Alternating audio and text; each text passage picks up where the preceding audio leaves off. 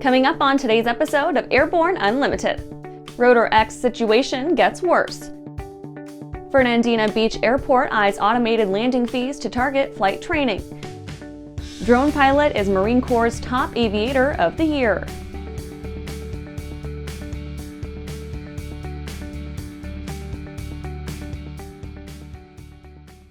Welcome to Airborne Unlimited. I'm your host, Holland Lee. Let's get into today's stories.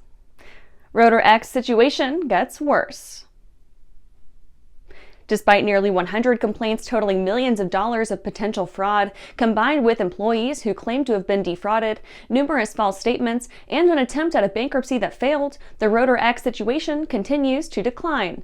Rotor X still claims to be reorganizing and entertaining offers from investors, but this is a well-worn excuse that has been utilized numerous times without fruition. The credibility of their organization is pretty much shot, and we are aware of government agencies that are looking into the situation. The legal system is still attempting to bring Rotor X and its hapless CEO Don Shaw to justice with a combination of success and failure.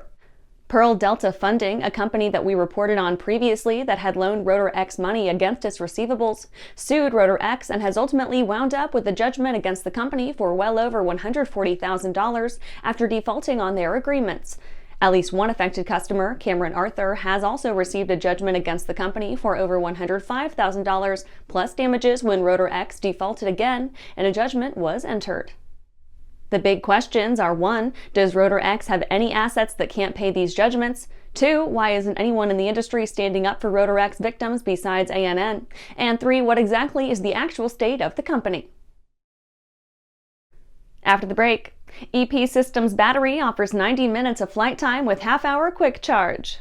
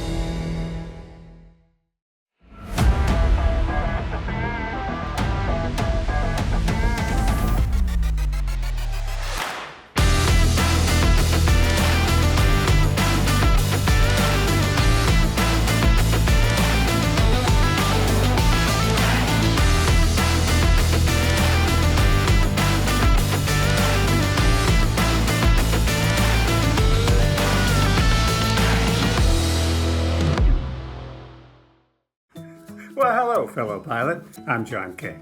And I'm Martha King. You know, we've all had our flying lives disrupted lately. Well, King Schools is here to help you stay up to date with courses that you can access on your desktop, iPad, or iPhone. If you'd like a refresher or just want to expand your aviation horizons, we have a course for you. So head over to kingschools.com/rusty today for details. Welcome back. Now let's take a trip around the patch for some shorter stories. EP Systems battery offers 90 minutes of flight time with half-hour quick charge. EP Systems came to Aero 2024 in Friedrichshafen, Germany with their Epic 2.0 aircraft energy storage system. The system is said to provide 30 minutes of additional flight time over existing battery packs used in electric aircraft while requiring no considerable engineering to make the switch. The drop-in system replaces their Epic 1.0 TSO package, allowing early adopters to stay abreast of modern tech and gain about 50% in endurance. The Epic 2.0 model can fast charge in 30 minutes, getting its battery to about 80%. Boeing grabs almost 10 million gallons of blended SAF for in-house ops. Boeing announced the purchase of 9.4 million gallons of blended sustainable jet fuel for use in its U.S. commercial operations, offering a small pocket positive PR in a never-ending slurry of drama. The blended fuel sports a 70-30 split, with a lesser portion coming from waste byproducts like kitchen fats, greases, oils, and the like. All 10 million gallons will be put into the Boeing Eco Demonstrator program, with the rest spread out over company flights when they can use it. Daher celebrates repeat TBM 960 order at Aero Friedrichshafen. At the Aero Friedrichshafen trade show last week, Dyer celebrated a notable business transaction with the signing of a repeat order for the TBM 960, involving German entrepreneurs Hubert Christen and Peter de Korte. Christen and de Korte, business partners based in northern Germany, have been utilizing a TBM 960 for their business travel since 2023. The new order, set for delivery next year, reflects their satisfaction with the aircraft's performance and its role in supporting the expansion of their company activities across Europe. Japan Coast Guard expands Airbus H225 fleet to 18. The Japan Coast Guard has recently expanded its fleet by adding 3 new H225 helicopters, raising its total number of these aircraft to 18. This acquisition marks another step in the JCG's long-standing relationship with Airbus helicopters, reflecting their trust and satisfaction with the Super Puma family, which has been in service with them for 3 decades. These additional helicopters will play a crucial role in enhancing the JCG's operational capabilities across a range of missions, including maritime law enforcement, coastal and island protection, and disaster relief efforts. Well, that's it for today's trip around the patch. Let's get back to the rest of the news. Fernandina Beach Airport eyes automated landing fees to target flight training.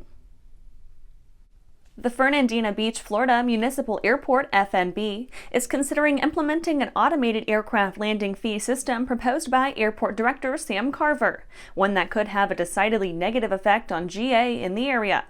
This initiative, aimed at generating additional revenue, is primarily focused on funding essential maintenance projects, including a $4 million runway refurbishment. During a recent Airport Advisory Commission meeting, representatives from Vector Airport Systems detailed their Plane Pass program. This system utilizes aircraft tracking technologies to identify and bill aircraft landings, excluding local pilots who hangar their planes at the airport. Vector's program, which operates in over 60 regional airports across the U.S., records the tail numbers of aircraft, automatically excluding local aircraft from billing, and exacts payments which then are distributed between the airport and Vector Airport Systems.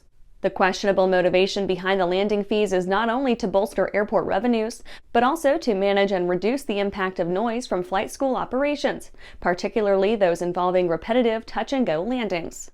This practice has been a point of contention among local residents who have raised concerns about noise affecting their communities, despite the fact that the airport was there long before many, if not all, of them. The fees would potentially discourage such activities by imposing a cost per landing. And after these messages, drone pilot is Marine Corps' top aviator of the year. For over 30 years, the massive Sport Plane Resource Guide has provided expert, credible information, evaluations, and critical analysis of all that the sport aviation world has to offer. The all-new digital Sport Plane Resource Guide is coming with extensive multimedia features that are constantly updated, an even more comprehensive online guide to all things sport aviation. Available soon. www.sportplane.com. Backcountry flying to us is our playground. For us, it's how we access the things we like to do. It's just our lifestyle.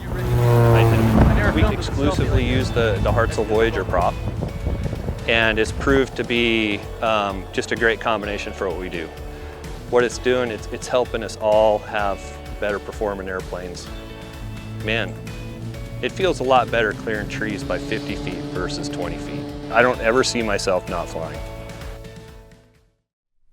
Welcome back.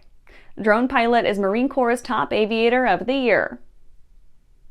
Major Shane Gentry, a third-generation Marine and unmanned aerial vehicle pilot, was recently named the 2024 Marine Aviator of the Year, a distinguished accolade traditionally reserved for pilots of manned aircraft. This historic recognition marks the first time a drone pilot has been honored with the prestigious Alfred A. Cunningham Award, an annual recognition given by the Marine Corps Aviation Association. At the helm of MQ-9A drones, Major Gentry has significantly advanced the capabilities of Marine Unmanned Aerial Vehicle Squadron 3, demonstrating the growing strategic importance of UAVs in modern military operations. His leadership and innovation have not only redefined the role of drone technology in combat scenarios, but also underscored the unmanned community's integral role in the evolution of Marine Corps aviation. The The journey to this achievement started nearly a decade ago when a freshly commissioned Gentry, driven by a fascination with new technologies and a desire to contribute significantly to military operations, chose to enter the nascent field of unmanned systems.